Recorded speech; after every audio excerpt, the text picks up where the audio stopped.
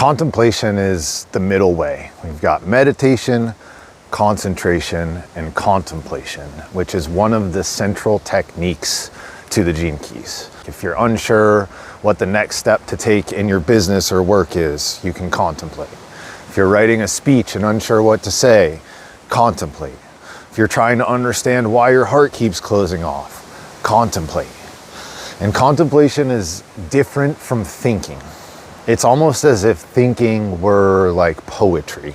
It's this middle ground between being focused on something like a problem, an affirmation, a situation from your life, and being completely open with no grasping to any particular thought or solution to the thing that you're thinking about. And your awareness will know whether that thing is something that you should spend some time with and roll around, or just let go so the next thing can pop into your mind. And that's the balance of contemplation. And I say thoughts popping into your mind, but where are our thoughts coming from? Have you ever thought about that? It certainly doesn't feel like it's coming from me.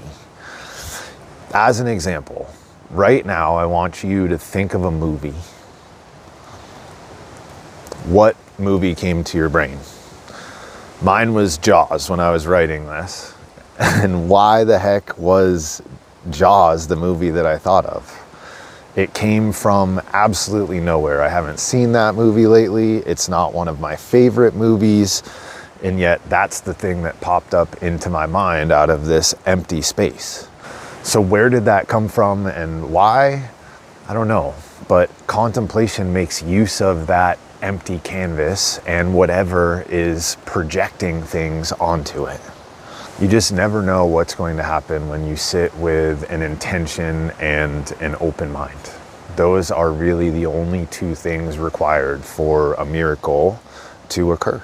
So how does all of this pertain to the Gene Keys? Well, the Gene Keys are what Richard Rudd, the founder of the Gene Keys, describe as a living wisdom. They're a transmission that's passed over the generations and eventually will begin to pass through you.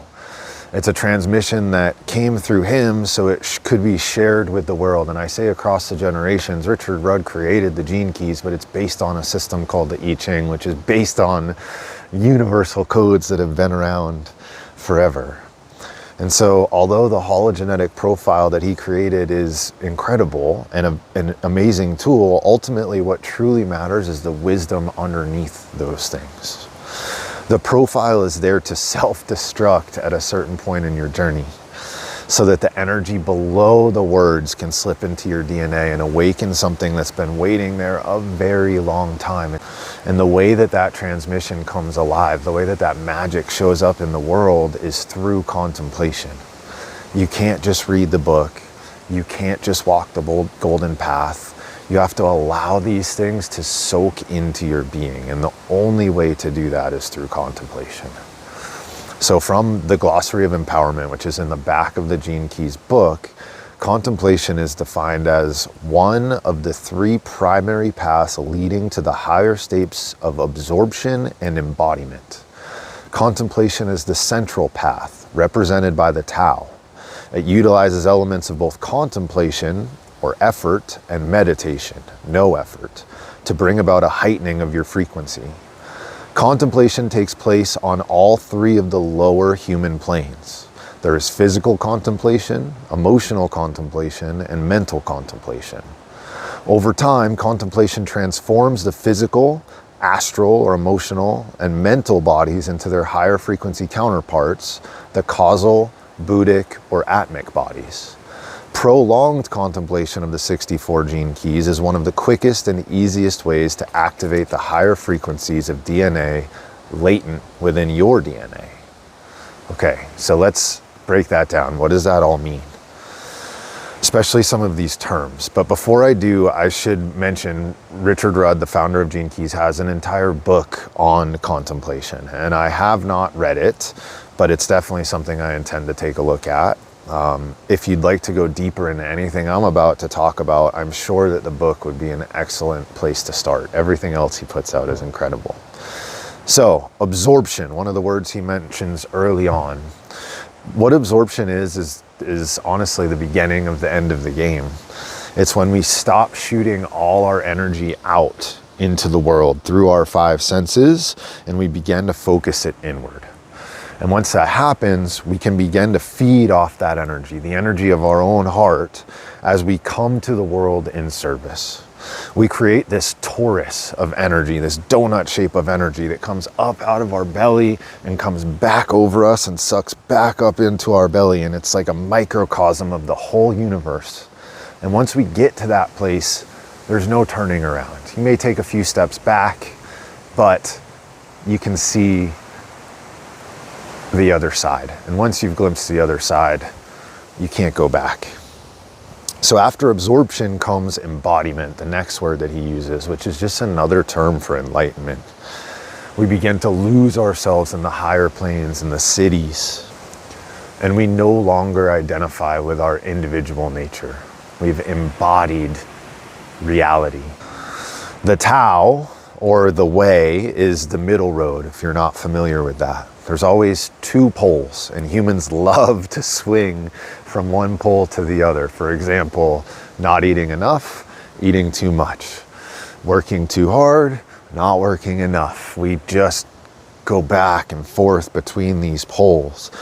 But the middle is a much smoother path. So contemplation is this middle path. On the left side, we have concentration, which is the path of yoga or focus. And this path uses discipline and intense concentration on things like breath, or a koan, which is like a saying, like, what's the sound of one hand clapping, that you just concentrate on for a very extended period of time to eventually come to a state of such utter presence that the truth can be recognized. And this is a path that takes a very long time to show itself. And then on the right side, we've got the path of meditation, or the path of Tantra. And this is in opposition to concentration. The goal here is to keep the mind a totally open space. And in that openness, eventually we get a flash of insight, a quantum leap that shows us the true nature of things. So on this side, we have this step-by-step process and concentration. On this side, we have this no path, this just straight openness, and both of them lead to the same place. Contemplation takes from both of those things, and in my opinion makes it much easier to function in the world as it is today. So he mentions physical, emotional, and mental contemplation, and these are all different phases of inquiry that we can go into. And typically we start with mental contemplation, or rolling an idea around in our mind. But the mind only gets us so far. We humans have far deeper faculties available to us once we learn how to unlock them. It just takes some practice. It's hard to get out of your brain, and that's one of the beauties of a mindfulness practice. And it's also why contemplation is so important. We've got to practice these skills. We've got to allow room and create space and learn how to feel our emotions and feel into our body and get out of just our head. And after mental contemplation, we get into that emotional body, or astral contemplation. And I think an example is probably an easier way to get this across. So I want you to think of a time where your spouse or parent did something that made you upset. Initially, you probably thought in words in your mind about all the stuff you wanted to say to them or do to them, or how you could get to them to see that they were wrong. At a certain point, though, those words probably give way to raw emotion, or some people that is vice versa. It's raw emotion first and words second. Either way, that raw emotion is just a sensation. It's this feeling of anger or distrust, and it's a tightness in your belly or a heat in your face. And that's the astral body. And we can train ourselves to contemplate from that place, to feel just those feelings in our body, to flip between the emotion that we're feeling and the thing we're keeping in the back of our mind as a contemplation. And even deeper still is physical contemplation. And that emotion doesn't go away when you're contemplating physically, but it does move through your physical body, or else it gets stuck there.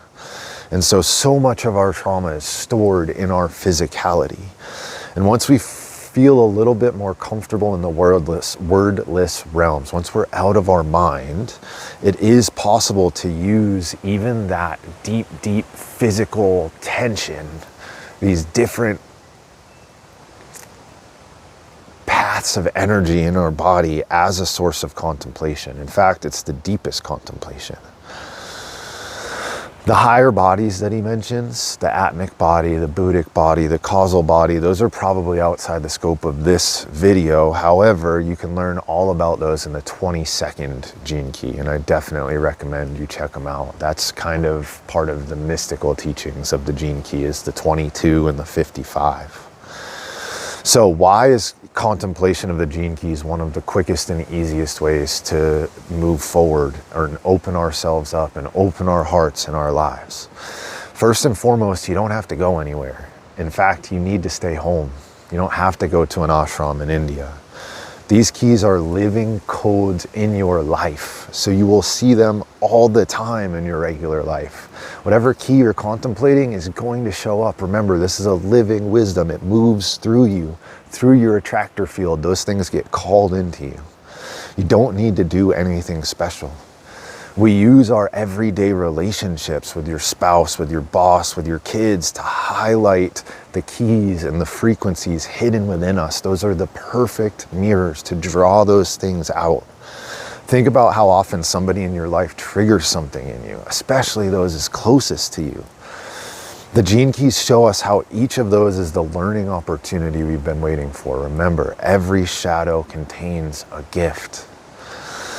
It's the easiest path because the path of meditation or concentration, I believe, is much harder to achieve in times like this. Unless you come out to a cabin in the mountains, which I wish we could do all the time. I certainly can't. But it's harder to find a cave to meditate for 40 years where someone won't bother you these years. It's hard to stay totally strict and focused in a world that's designed to distract us. So the path of concentration and the path of meditation, although not impossible, feel harder, and this middle way calls to us. Okay, so with all that in mind, how do you actually contemplate? And I really just love the analogy that Richard uses with contemplation, and he describes it as holding like a velvet box in your hand, like one of those puzzle boxes. And there's a secret latch somewhere on that box to open it up, and inside there's a beautiful pearl or jewel. But we don't know where that latch is. And so we just have to take our hands and very gently and slowly and with intention move our hands around that box. And eventually it's going to spring open. And that is what happens with contemplation. The path of contemplation is a light focus in our mind. It's a whisper to return to guide ourselves when we start to chase a thought or chase a feeling, and identify with that specifically. And again, your awareness will know when is it time to stay with something and when is it time to come back home. And that spaciousness, that letting go, is what allows the breakthroughs to come in. And we can contemplate literally anything, anywhere. And that's part of why it's so perfect in our modern times. We can contemplate while we're commuting, when we're sitting on a park bench. You don't even need to stop to contemplate. You can be in the grocery store grabbing your food and still just keeping an anchor in the back of your mind and staying open. And in the gene keys specifically, there are tons of things to contemplate. You've got the keys themselves, of course. I just mentioned the 22nd and the 55th, which just those you could contemplate for months on end.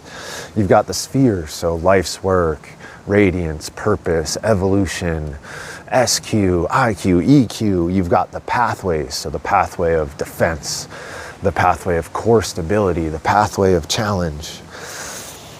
We've got the different line keynotes, so first line through sixth line, and how those merge with the spheres. You could think of the lines themselves and how they interact with your specific sphere.